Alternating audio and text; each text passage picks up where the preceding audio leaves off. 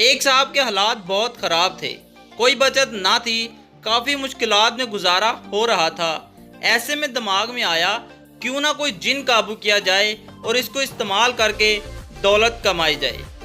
एक बाबा जी का पता मिला जो अमलियात के लिए मददगार साबित हो सकते थे। इन्होंने 40 दिन का एक अमल बताया। अमल के लिए रात को अपने घर में एक कमरे का इंतखाब किया। इन साहब ने बताया कि 3 दिन अमल चलता रहा। मुझे डरावनी शक्लें नज़र आती थी। चौथी रात का अमल जारी था। मैं हसार में था कि अचानक एक खौफनाक निस्वानी आवाज़ आई, मुन्ने के अब्बा, मुन्ने का फीडर फ्रिज से निकाल लाएं।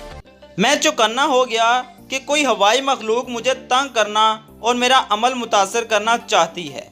बाबा जी ने ताकीद की थी, जैसे भी हालात हों हसार नहीं तोड़ना, वरना जान का खतरा हो सकता है।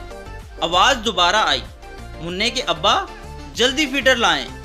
मैं नज़रअंदाज कर गया। 10 मिनट बाद मैंने देखा कि एक चुड़ैल मेरी बीवी की शक्ल धारे मेरी तरफ चली आ रही है। मैं बिला खौफ विर्द करता रहा क्योंकि मैं तो हसार में महफूज था। वो चुड़ैल मेरे पास आ पहुंची। मैंने विर्द तेज कर दिया। इसके हाथ में बेलन था। मैं पूरी हिम्मत से बोला, जा भाग जा चुड़ैल कहीं की, तू मेरा कुछ नहीं बिगाड़ सकती। बस इतना कहना था कि वो चुड़ैल हसार के अंदर घुस आई और धपाधप धनाधन बेलन से मुझे पीटने लगी।